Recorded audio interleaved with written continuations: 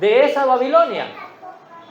El libro de Apocalipsis está hablando de una Babilonia futura, de una Babilonia, futura para los tiempos cuando esto se anunció, presente para nosotros hoy. Esta Babilonia que es confusión, esta Babilonia que no se sabe en qué creer, hermanos.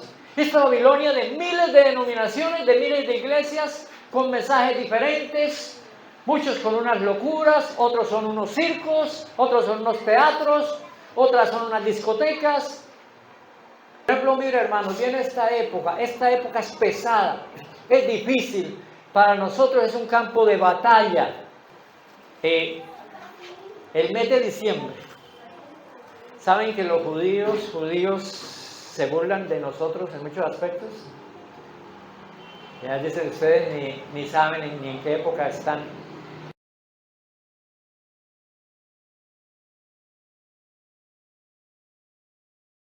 Damos una cordial, sincera bienvenida también a todos los que verán este video o lo seguirán a través de las redes sociales. Que sea de gran bendición para cada uno de nosotros. Mis hermanos, la repetición constante de un mensaje lleva a la acción, ¿no? Romanos 13:11 dice: y conociendo el tiempo, que ya es hora de levantarnos del sueño, porque nuestra redención está más cerca que cuando creíamos.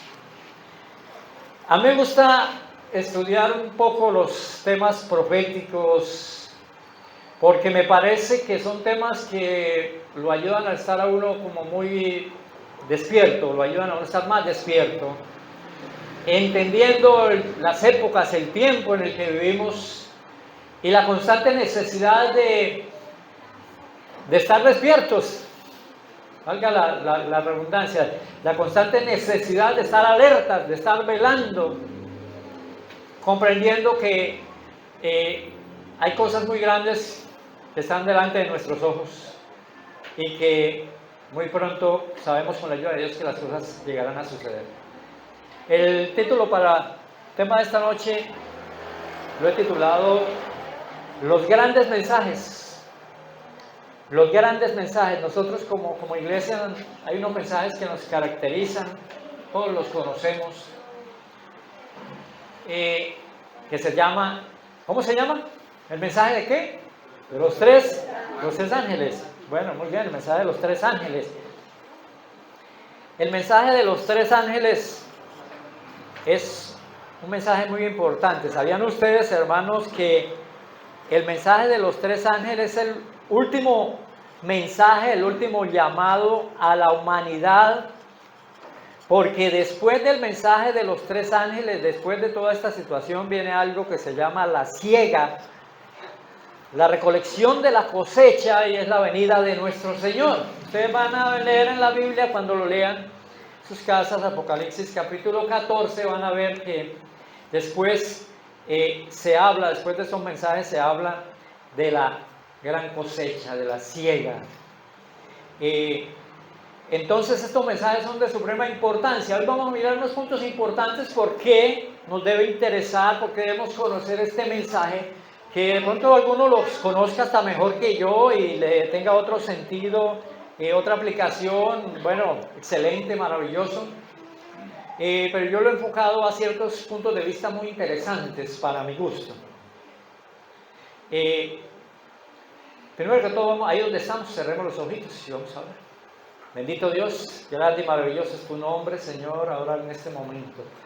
Al abrir este santo libro nuevamente, pedimos que esas palabras que vamos a mirar con nuestros ojos penetren en nuestro ser, en nuestra mente, en nuestro corazón. Que tu palabra nos llene, Señor.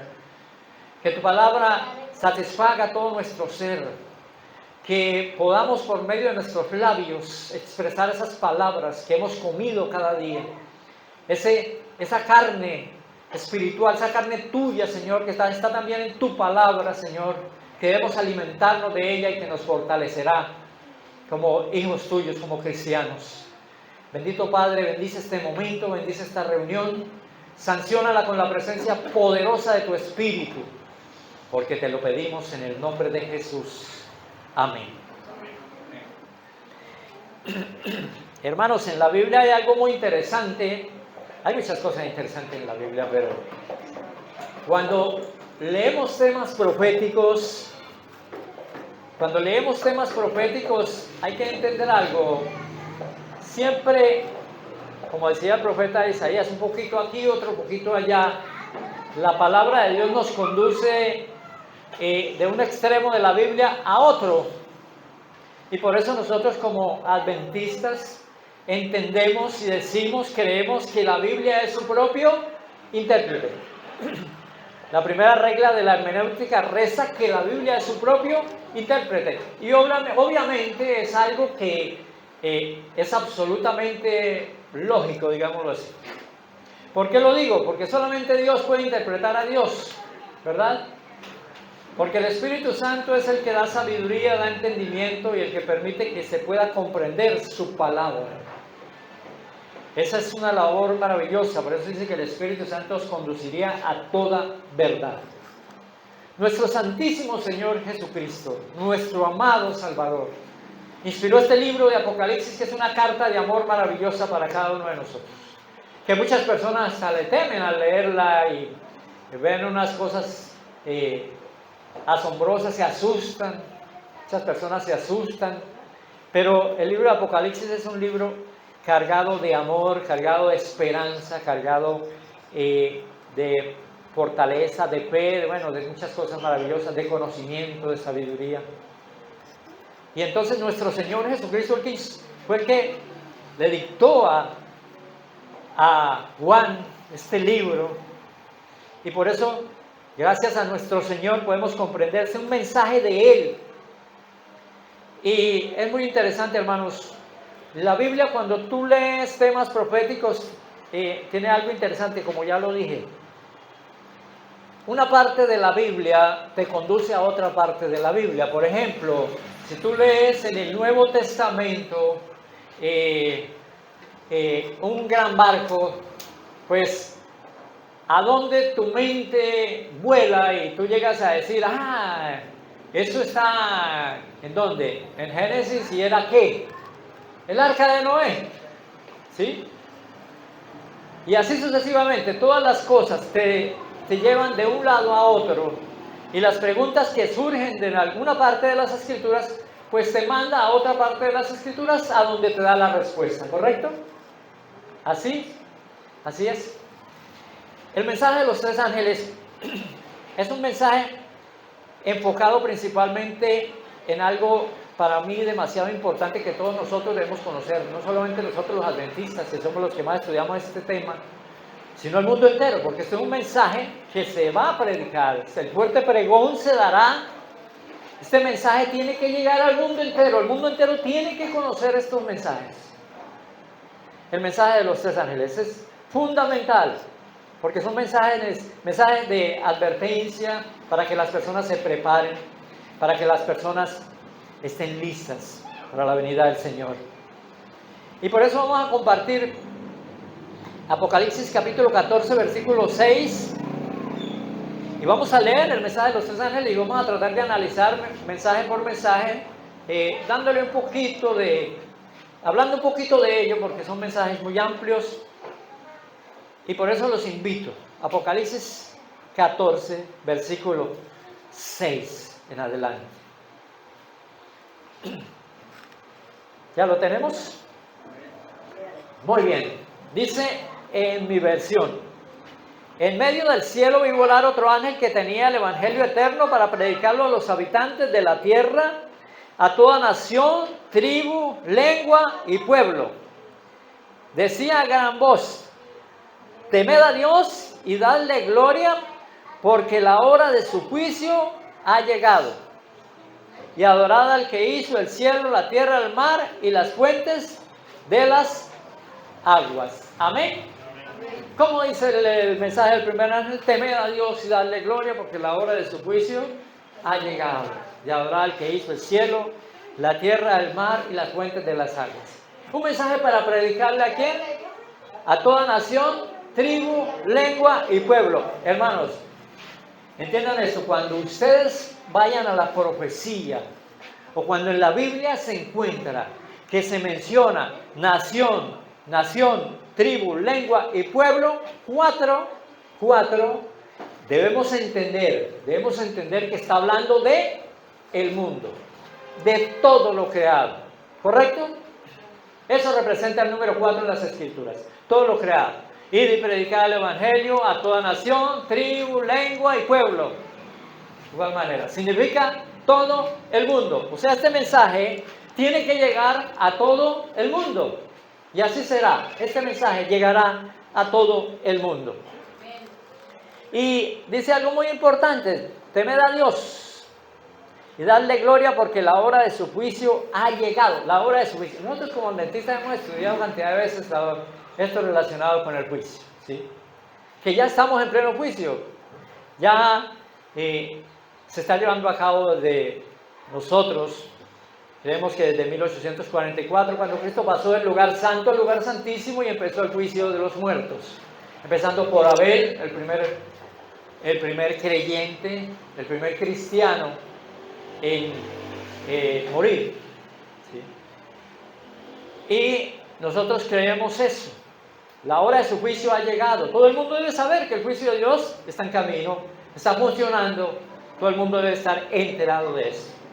Dice, temed a Dios y darle gloria porque la hora de su juicio ha llegado. Un llamado a respetar, a obedecer a Dios, a mirarlo con la seriedad que se debe tener. Y dice, y adorad al que hizo el cielo, la tierra, el mar y las fuentes de las aguas. Muy interesante. El cielo, la tierra, el mar y las fuentes de las aguas. O sea, significa que adorar al que hizo ¿qué? Todo. ¿Y quién hizo todo? Cristo Jesús, Dios Todopoderoso. Nuestro Señor Jesucristo en el 1 Juan, el Evangelio según Juan, capítulo 1, versículo del 1 al 3, ¿sí?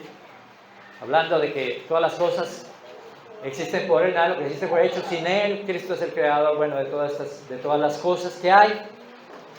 Entonces, pero ahí dice algo muy importante: adorad al que hizo el cielo, la tierra, el mar y las fuentes de las aguas. ¿Dónde aparece eso en el Antiguo Testamento? ¿Dónde aparece adorar al que hizo el cielo, la tierra, el mar y las fuentes de las aguas? Vamos al otro extremo de la palabra de Dios y vamos al libro de Génesis. Génesis capítulo 2, versículo 1.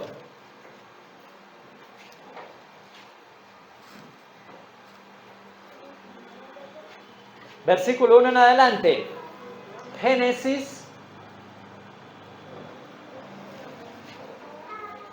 Muy bien. Génesis 2, versículo 1 en adelante. Dice: fueron pues acabados los cielos y la tierra y todo lo que hay en ellos. El séptimo día concluyó Dios la obra que hizo y reposó el séptimo día de todo cuanto había hecho. Entonces bendijo Dios el séptimo día y lo santificó, porque en él reposó de toda la obra que había hecho en la creación. Estos son los orígenes de los cielos y de la tierra. Tremendo lo que dice, ¿no? Habrá el que hizo el cielo, la tierra, el mar y las fuentes de las aguas. Génesis 2:1. Génesis 2 habla de qué especialmente. Que Dios reposó, ¿qué día? El sábado. El sábado. Hermanos, cuando ustedes guardan el sábado, cuando se guarda el sábado, ustedes no se imaginan lo que ustedes predican o lo que predicamos, porque yo también, gracias a Dios, pues trato de guardarlo. Cuando salimos por la calle, con nuestra corbatica, con nuestra ropita, así muy humilde, sencilla que sea, pero la mejorcita que tenemos, limpiecita y con la Biblia debajo del brazo, ustedes están dando sin palabras, sin hablar, ustedes están testificando de que ustedes adoran al que hizo el cielo, la tierra, el mar y las fuentes de las aguas. Amén. Entiendan eso, hermanos. A veces se predica, a veces sin hablar. Se predica sin hablar. Se da testimonio a veces sin hablar. Una imagen vale más que 1000 palabras, dicen por ahí. Entonces es interesante. El mensaje del primer ángel invita, le dice a la gente: mira, teme a Dios y dale gloria porque la hora de su juicio ha llegado. Y además, adora al que hizo el cielo, la tierra, el mar y las fuentes de las aguas. O sea, guarda el día del Señor. Guarda el día del Señor. Es un llamado directo al día del Señor. Muy bien, continuamos, volvamos nuevamente a Apocalipsis, porque no vamos a detenernos mucho por cuestiones de tiempo. Apocalipsis 14, nuevamente, ya leímos el versículo 6 y 7. Ahora, versículo 8. Otro ángel lo siguió diciendo: ha caído Babilonia, la gran ciudad, porque ha hecho beber a todas las naciones del vino del furor de su fornicación. Ha caído Babilonia, ese sistema. Bueno, ¿por qué cayó Babilonia? Porque ha hecho beber a todas las naciones del vino del furor de su fornicación. Babilonia, para entender, hermanos, ¿qué es Babilonia? La palabra Babilonia viene de Babel, que significa confusión. Recuerden, hermanos, que allí en esa llanura fue donde se construyó la famosa Torre de Babel, donde el Señor produjo, nacieron las lenguas, los idiomas. No las jeringonzas que se hablan hoy en día, ¿no?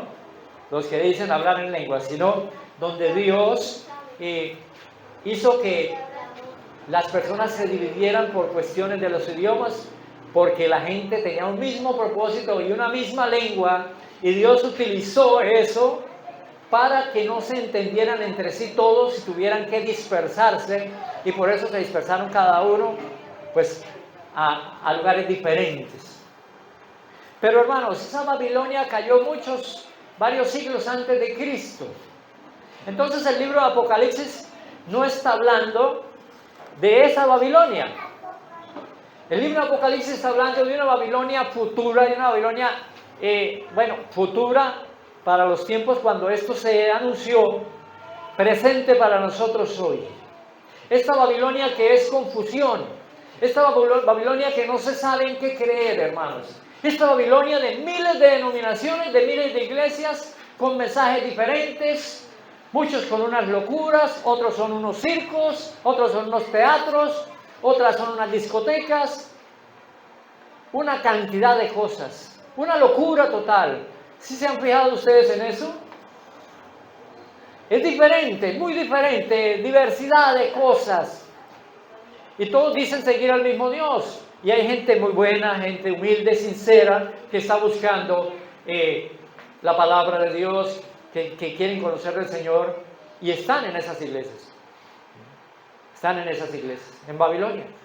Y por eso nuestro Señor Jesucristo menciona en Juan 10:16, el Evangelio de Juan 10:16, Él hablando dice: tengo ovejas en otros rediles, que me es necesario traer, y habrá un redil y un pastor. Esas ovejas van a escuchar estos mensajes y van a venir al redil del Señor. Amén. Entonces, ahorita hay una Babilonia que está reinando, pero hay una madre de esa Babilonia, que no voy a entrar en detalles en eso en este momento, que es la madre de esa Babilonia, la Babilonia moderna, que hace mucho tiempo ya está reinando esa Babilonia.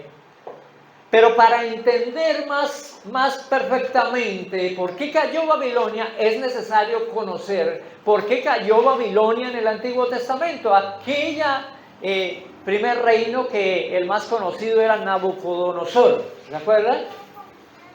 Hay que conocer por qué cayó esa Babilonia, cuál fue el problema de esa Babilonia, y así entenderemos por qué esta Babilonia de hoy, esta Babilonia futura, va a caer. ¿Por qué? ¿Por qué motivo? Porque se repite la situación. Y por eso los invito a una historia que es muy conocida por nosotros. Vamos al Antiguo Testamento, como ya les dije, vamos al libro de Daniel. Vamos, porque Daniel nos da mucha información, y Daniel nos dice por qué cayó Babilonia. ¿Por qué cayó Babilonia la Grande? ¿Por qué cayó Babilonia? Hablarles un poquito en contexto. En contexto de lo que pasó. Vamos a leer el versículo 1 de Daniel capítulo 5. El rey Belsasar hizo un gran banquete a 1000 de sus príncipes, y en presencia de los 1000 bebía vino.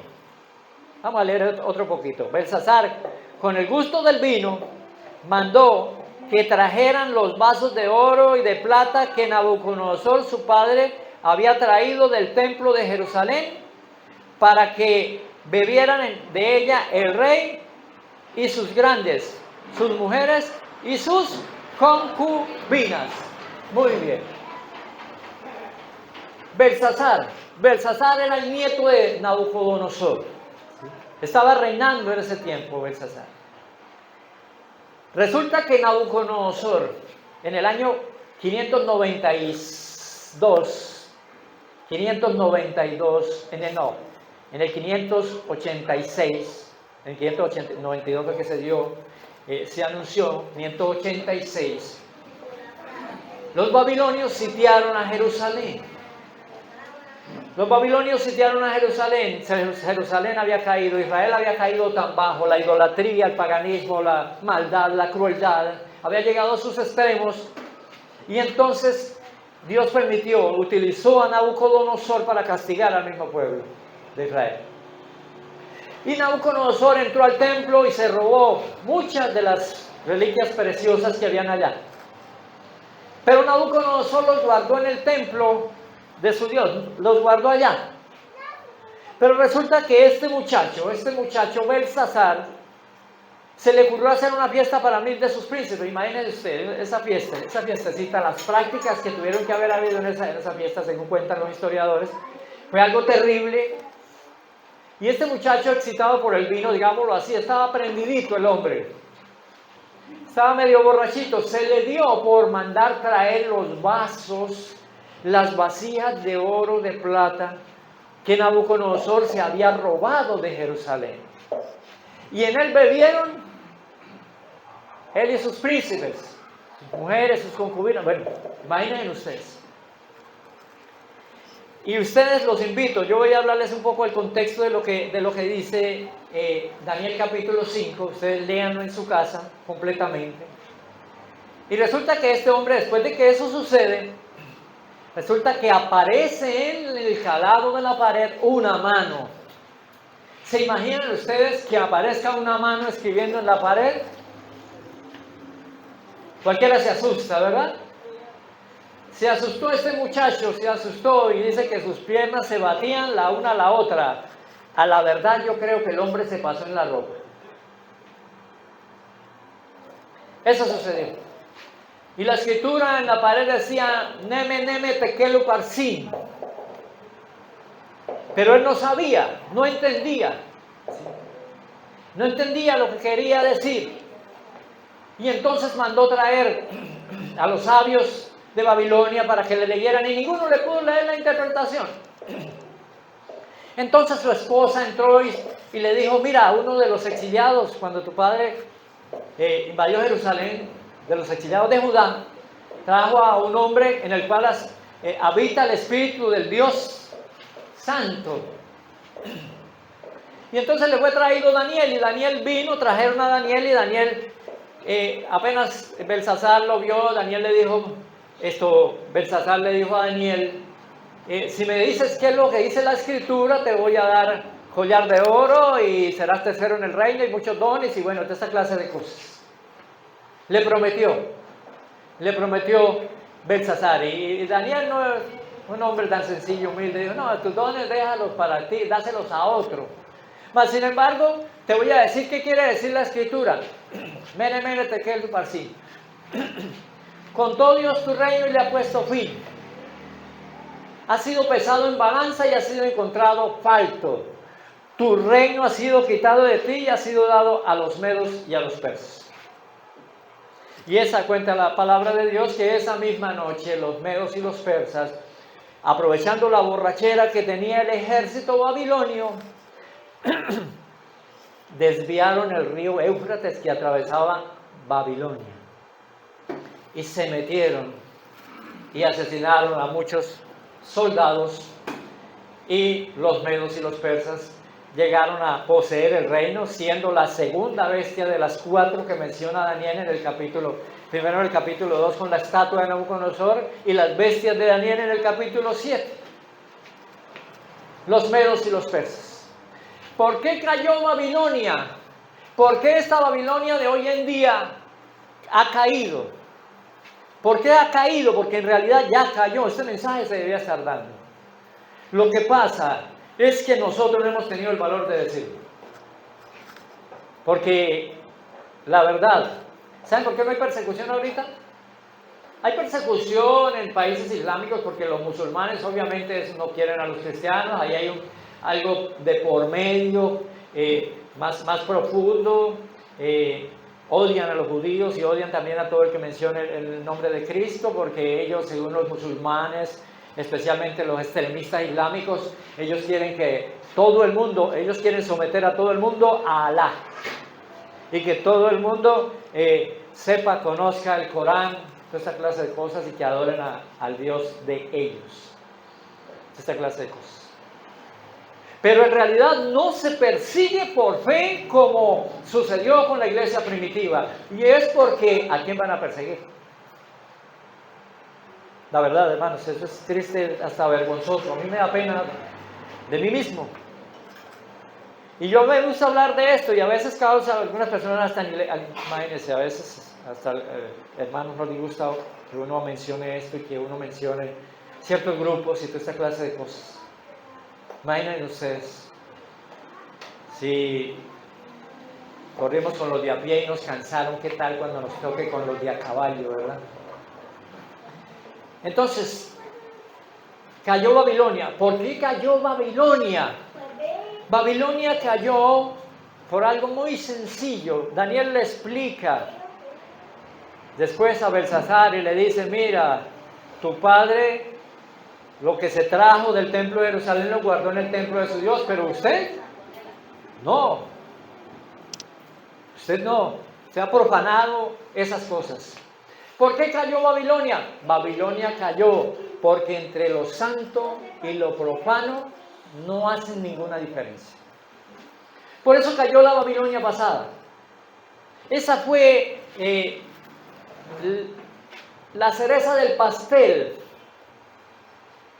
para que cayera Babilonia la antigua, porque no hizo diferencia entre lo santo y lo profano. Lo vemos en la palabra de Dios. No cualquiera diría, pero ¿qué tenían que ver esos vasos y esas copas?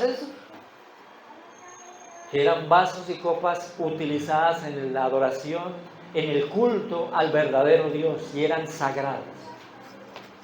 Y para Dios eso es muy delicado. Ustedes van a mirar, por ejemplo, Levíticos capítulo 10, que no lo vamos a mirar ahorita en la Biblia, pero estudienlo en la casa, la historia de Nabat y Abiud, ¿sí? Los 2 hijos del sumo sacerdote Aarón, que estos 2 muchachos también un poquito excitados, tal vez por el vino, la sidra, se les ocurrió ofrecer al Señor fuego extraño, ¿sí? Tomaron unos incensarios y le ofrecieron al Señor fuego profano, fuego extraño, dice la palabra de Dios. Y el castigo para estos 2 muchachos, en plena ceremonia, en pleno culto, en pleno acto tan sagrado, fue que el Señor los mató inmediatamente a estos 2 muchachos. Dios es muy delicado en esos aspectos, cuando el ser humano no hace diferencia entre lo santo y lo profano. Por eso cayó Babilonia, no hace diferencia entre lo santo y lo profano. Una vez nos pasó algo bastante curioso hace años en una iglesia, y es que una hermanita, y son cosas sencillas, pero bueno, hay personas desafortunadamente no tienen la madurez espiritual para entender esto y terminan enojándose por esa cuestión. Y ella estaba recién llegada a la iglesia, le habíamos hablado, le habíamos dado estudios y toda esa cuestión, y ella quería celebrarle los 15 años a su hija en la casa, y quería que le prestáramos las sillas de la iglesia para ella ir y llevarlas allá. Y nos reunió a nosotros, nos hizo la petición como iglesia, que si le permitíamos. Nosotros dijimos, no, hermanita, no se puede, porque estas sillas están consagradas para el culto al Señor. Ay, pero ¿qué tiene que ver? Si se llega a perder una o se parte, yo la pago. Y nosotros explicamos, no, hermanita, no se puede, esperamos que pueda entender esto. Y ella se enojó, no lo supo asimilar, esa cuestión. Las cosas sagradas son sagradas, pero aquí hay un detalle más importante que debemos analizar nosotros como cristianos. Nosotros somos hijos de un Dios santo, de un Dios perfecto, de un Cristo Jesús maravilloso, que nos ama, que quiere la perfección. Y Él desea a nosotros que aprendamos a hacer diferencia entre lo santo y lo profano en todos los aspectos de nuestra vida. Tú eres santificado, hermano, hermana. Cuando aceptaste al Señor, le hiciste la promesa de salir del mundo y caminar en los caminos del Señor. Por eso una persona apartada para el Señor no debe estar en ciertos lugares, no debe ir a ciertas reuniones, no debe hacer ciertas cosas que el mundo hace. Debemos como cristianos hacer diferencia entre lo santo y lo profano. Acuérdate que fuiste apartado, por eso el Señor dice en 1 de Pedro 2:9, mas vosotros sois linaje escogido, nación santa, pueblo adquirido para Dios, para que anunciéis las virtudes de aquel que os llamó de las tinieblas a su luz admirable. Amén. Por eso nos invita a ser santos, a buscar la santidad. ¿Sí? Hebreos 12:14, buscar la paz con todos y la santidad sin la cual nadie verá al Señor. Y ser santo es apartarse para el Señor. Muchas prácticas, muchas cosas que el mundo hace, no las debe hacer un cristiano. No debe estar en esos lugares, no debe asistir a esas cosas. Incluso no debe comer lo que come el mundo. Todas estas cosas. El cristiano debe marcar una diferencia total en todo su estilo de vida. Y hay algo curioso. A mí una señora, una vecina una vez me dijo, ustedes los cristianos son muy aburridos. Ustedes no van a fiestas, no van a bailes. Y es algo interesante, esa pregunta me hizo la vecina. Y entonces yo le respondí, yo le dije, vamos a analizar un poco, vamos a mirar esta cuestión. ¿Quién será el aburrido? ¿Sabe una cosa, vecina? La aburrida es usted. Porque yo tengo a Cristo en mi corazón y Él llena ese vacío. Y como tú no lo tienes, pues necesitas llenarlo con las cosas del mundo. Con las fiestas, con el licor, para engañar a tu mente y creer que eres feliz. Cuando estás acabando tu salud y estás buscando problemas y estás haciendo una vida desordenada. O sea, la aburrida era ella, en realidad. El cristiano debe marcar una diferencia. Por ejemplo, mira hermanos, viene esta época es pesada, es difícil. Para nosotros es un campo de batalla. Esta época decembrina que se aproxima, ya llena de colores, de luces, de cosas bonitas, porque son hermosas. Me llamaba mi hermana de sangre y me decía, ay, ella está en la iglesia, ya lleva varios años y gracias a Dios se ha consagrado. Y ella me decía, pero llega diciembre y yo escucho los villancicos y yo veo, y a mí el corazón se me enternece, y me agrada, me gusta cantar los villancicos. Digo, pero yo sé que eso no es, nosotros como cristianos no debemos hacer eso, no. Esa clase de cosas. Y me tocó apartar un tiempo para explicarle. Y decirle, mira, lo que pasa es que uno debe tener una madurez espiritual. Yo hablo a veces mucho de esa madurez espiritual. De darle a las cosas su lugar. No es que sea malo mirar un pesebre. No es que sea malo escuchar un villancico. No es que sea malo ponerse contento por ciertos motivos, porque viene la familia, porque hay reuniones, por cosas bonitas. Eso no es que sea malo. Lo malo es que el mundo ha hecho de esta época algo malo. Algo que debía ser una conmemoración, aunque les digo, Cristo no nació en diciembre, eso lo sabemos nosotros los adventistas. Pero si quieren recordar que Cristo nació en diciembre, bueno, está bien. Recuerden que Cristo nació en diciembre, pero es para pasarlo en familia, es para sanamente reunirse, para alabar el nombre de Dios, para darle gracias a Dios por un año que termina. Bueno, y qué curioso, ya que llegamos a eso, ¿sí saben ustedes de lo más increíble que tiene este tiempo? Yo les he hablado mucho de los engaños, ¿no? Lo increíble de este tiempo, ¿no? El contraste que hay en este tiempo.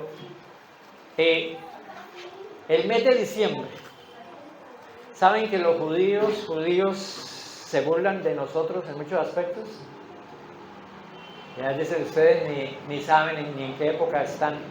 Pero es que el calendario solar no es muy bueno, la verdad. Bueno, una promesa una profecía de Daniel 7:25, que este poder intentaría cambiar los tiempos y la ley. Pero es curioso, dice el judío, llega y dice, ustedes están locos. Llaman diciembre, fin de año. ¿Y diciembre de dónde viene? Pues de 10, es el mes 10. ¿Y noviembre de qué viene? Pues de 9, es el mes 9. ¿Y octubre de qué viene? Pues de 8. ¿Y septiembre de qué viene? Pues de 7. Y ustedes están celebrando fin de año cuando le faltan 2 meses largos. Bueno, cosas de la vida, ¿no? Es para analizar, Algo bonito, nacimiento de Cristo maravilloso, se llena el corazón de alegría, vienen los sentimientos, se acuerda uno cuando estaba en la casa con mis padres, momentos bonitos, agradables, que en el corazón no se pueden borrar, uno es sentimental, no tiene sentimientos, pero lo malo es lo que el mundo ha hecho de esta época. ¿Saben una cosa? El nacimiento, la natividad, la llamada Navidad, es solo un pretexto. Aquí no hay ningún interés, seamos sinceros y francos. Si vamos a enfrentar al mundo, no me vengas a decir que estás alegre porque viene diciembre. Esto, porque viene la Navidad, no solamente diciembre, porque viene la Navidad. A ustedes no les interesa para nada la Navidad. A ustedes lo que les interesa es la lechona, a ustedes lo que les interesa es la cervecita, el traguito, los excesos, el baile hasta la mañana, el paso, toda esa clase de excesos, de cosas. Eso es lo que quieren, eso es lo que buscan. Las vacaciones, tiempo de distracción. Eso es lo terrible de las cosas. Los excesos. Entonces simplemente Navidad es una distracción, una excusa para la gente desembocarse, para la gente excederse, para la gente hacer muchas cosas. En diciembre es cuando más accidentes de tránsito hay, suceden muchas cosas horribles. ¿Por qué? Porque algo bonito, algo que debía ser incluso santo, lo profanaron. Babilonia cayó porque entre lo santo y lo profano no hace ninguna diferencia, hermanos. Ese es el gravísimo problema del mundo. No hace diferencia. Esta Babilonia, como ya les dije, usted va a las diferentes iglesias cada domingo. Discotecas, teatros, cines, es lo que usted ve. El evangelio de la prosperidad a morir, es lo que predican. Estoy hablando con un pastor y le dije, hasta le llamé la atención de ustedes, lo que hacen es perder a la gente y se pierden ustedes mismos. No me contestó, le invité a que conversáramos y un día estos nos sentamos y conversamos y no ha llegado nunca ese momento. Pero es terrible, a mí me hierve la sangre cuando escucho esta clase de cosas, escucho cómo utilizan la buena fe de personas que desean conocer al Señor, buscar al Señor, y lo pervierten llevándoles a prácticas mundanas, a paganismo, a excesos, a cosas totalmente horribles. Por eso cayó Babilonia, por eso esta Babilonia está caída, porque no hizo diferencia entre lo santo y lo profano. Terrible, hermanos. Continuamos leyendo, porque le estamos dando un pequeño vistazo breve al mensaje de los 3 ángeles. Apocalipsis 14, el último mensaje, versículo 9, dice: y un tercer ángel lo siguió diciendo a gran voz: si alguno adora a la bestia y a su imagen y recibe la marca en su frente o en su mano, él también beberá del vino de la ira de Dios, que ha sido vaciado puro en el cáliz de su ira, y será atormentado con fuego y azufre delante de los ángeles y del Cordero, y el humo de su tormento sube por los siglos de los siglos.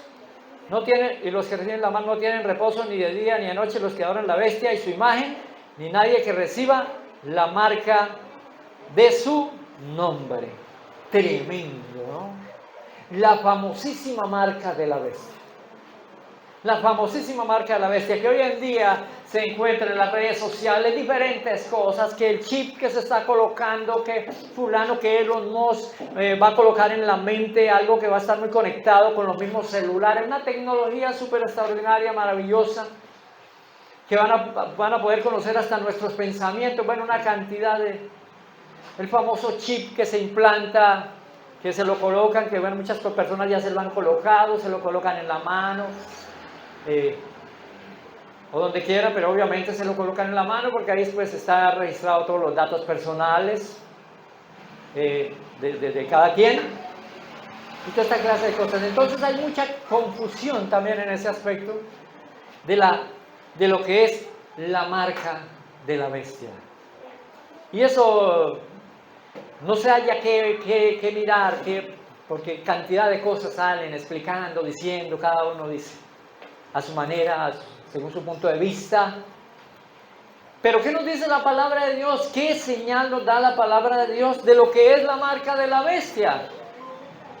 Apocalipsis capítulo 13 menciona, desde el versículo 11 en adelante, mencionando la bestia que sube de la tierra, dice que esta colocará, ¿sí?, y que la marca de la bestia, y que nadie, ninguno podrá comprar ni vender, ¿sí?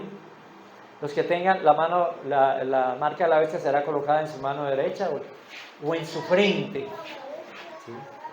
En su mano derecha, rápidamente en su mano derecha o en su mano. ¿Qué significa? Pues que eso tiene que ver con lo que hace.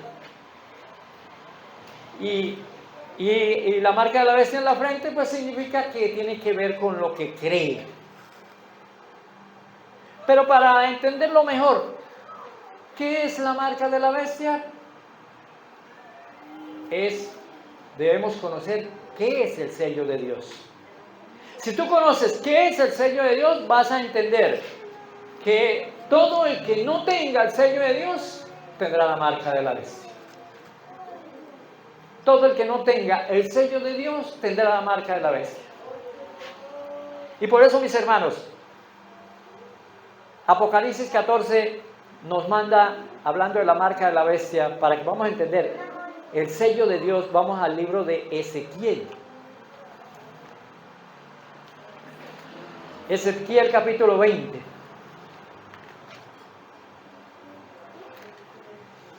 Entendamos dos cosas muy importantes. Hay dos palabras que son sinónimas: sello y señal.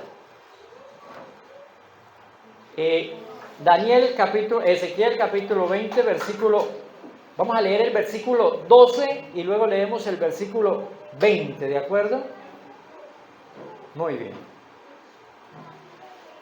Dice: y les di también mis sábados para que fueran por señal entre yo y ellos, para que supieran que yo soy Jehová, que los santifico. Les di mis sábados para que fueran una señal entre mí y ellos, ¿sí? Y el 20, ¿qué dice el 20? Prácticamente casi lo mismo: santificad mis sábados y sean por señal entre mí y vosotros, para que sepáis que yo soy Jehová vuestro Dios. Santificad mis sábados. Dejo el sábado como señal. Una señal que identifica al pueblo de Dios. La palabra de Dios también dice que el Espíritu Santo, fuimos sellados con el Espíritu Santo. Y mucha gente que se le comenta, hay personas que les hablamos de esto, de lo que menciona Ezequiel, le dicen: no, el sello es el Espíritu Santo. El sello es el Espíritu Santo. Es lo que ellos dicen. No comprenden que señal y sello son dos palabras sinónimas y que el mismo Espíritu Santo es el que va a colocar esa señal.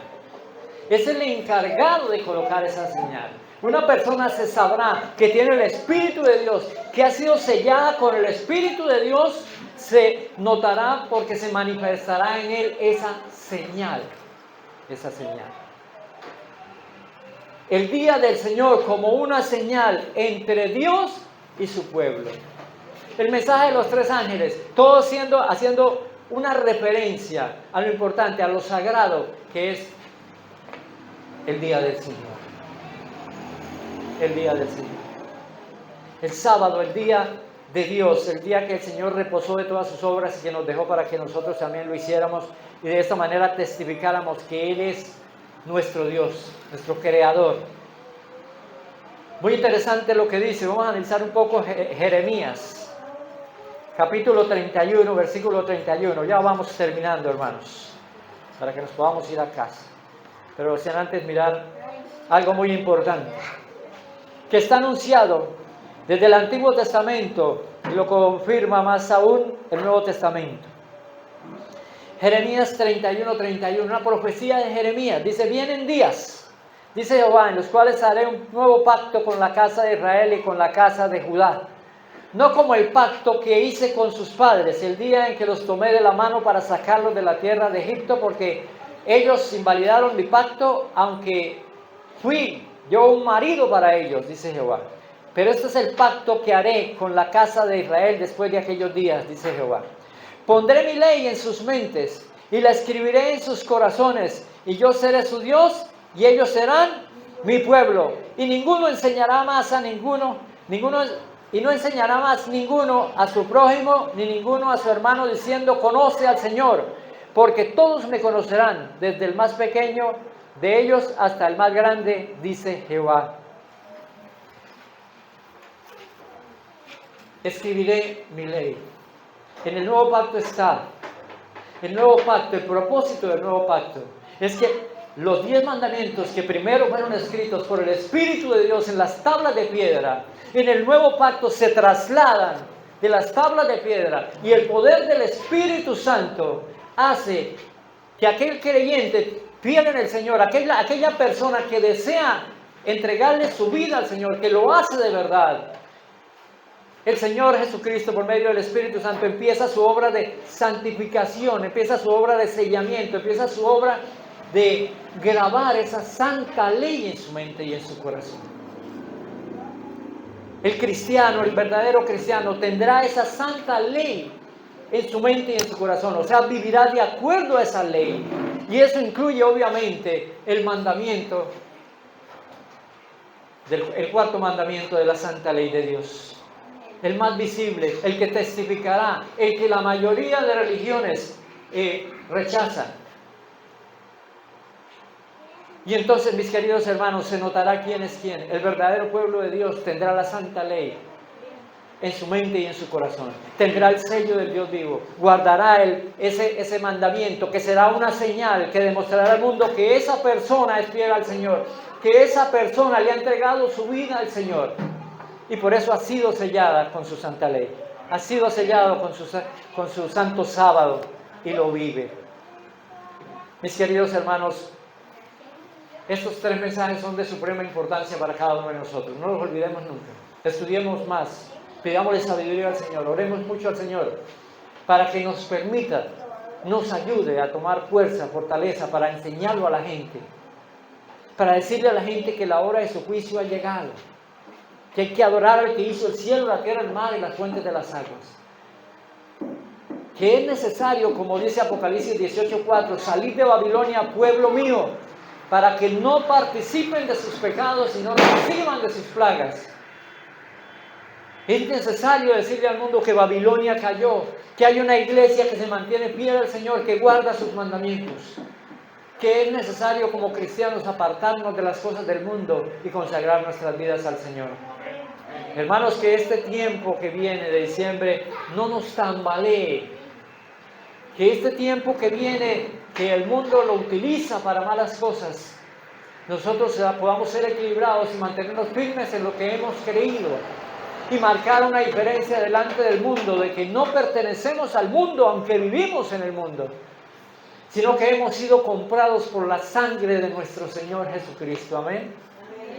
Que Dios los bendiga, mis queridos hermanos, y que podamos seguir adelante en este caminar como iglesia, entendiendo que este mensaje son el fundamento principal de nuestra fe, y que esta iglesia ha sido llamada por Dios principalmente a predicar esos mensajes de amonestación al mundo.